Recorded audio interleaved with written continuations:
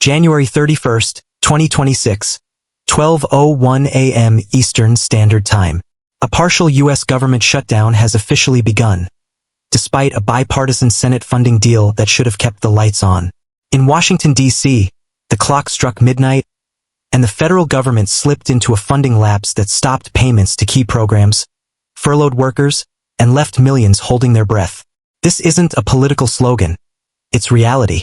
Stay with me, because here's what you need to understand about this moment of truth.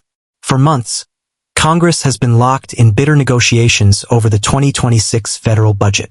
Lawmakers must pass 12 annual spending bills or face a government shutdown when funding expires.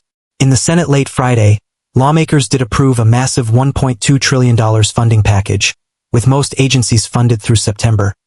But not all. Why? Because funding for the Department of Homeland Security, DHS, the agency that oversees immigration enforcement including ICE and Border Patrol, was carved out in a way that satisfied neither side. For U.S. viewers, this echoes the acrimonious shutdown battles of 2013 and 2018-19. For UK viewers, imagine a standoff between Westminster and the civil service over national security funding, and then imagine it spilling into basic services. That is what's unfolding now. January 29th, Thursday, Senate Democrats and Republicans strike a last-minute deal to fund most government departments and extend DHS funding for 2 extra weeks, but only if negotiations continue on immigration enforcement reforms. January 30th, Friday evening. Senate votes 71-29.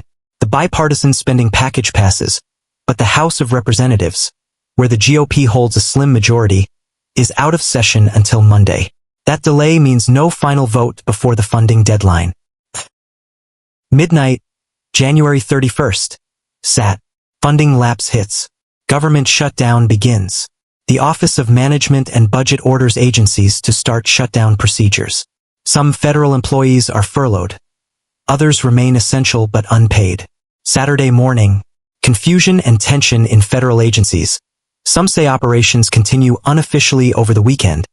Others prepare to enforce shutdown protocols.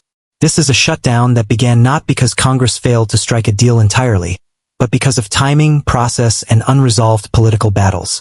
That's the twist in the tale. Picture the Capitol. Senators pacing the floor. Clocks ticking.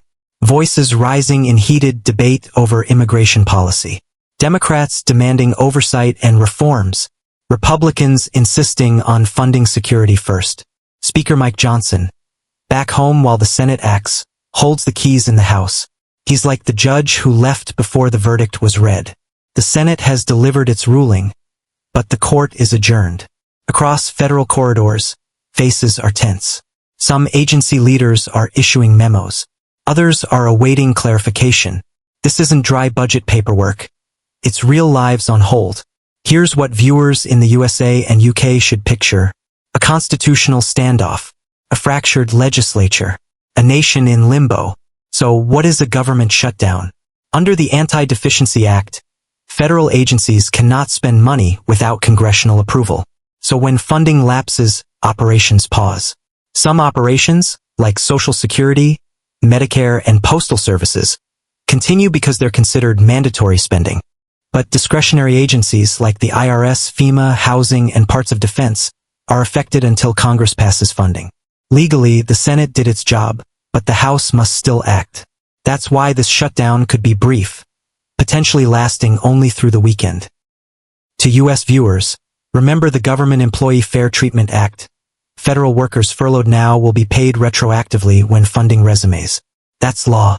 To UK viewers, think of this like a temporary lapse in the UK budget approval by the House of Commons.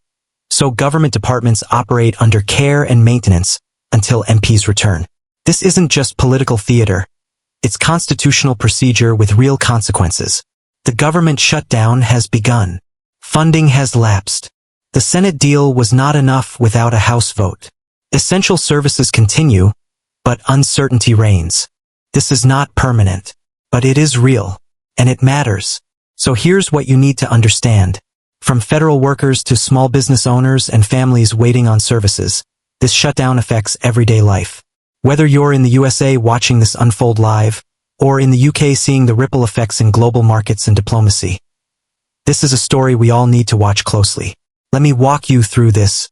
If the House approves the Senate's funding bill early next week, the shutdown could end swiftly. If it doesn't, we could see escalated disruptions, airline delays, and more economic uncertainty.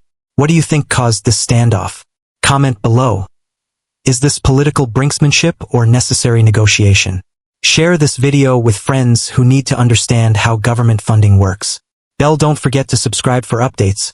We'll be tracking what happens when the House returns and votes, because that vote will decide whether this shutdown is brief or becomes a much bigger political crisis.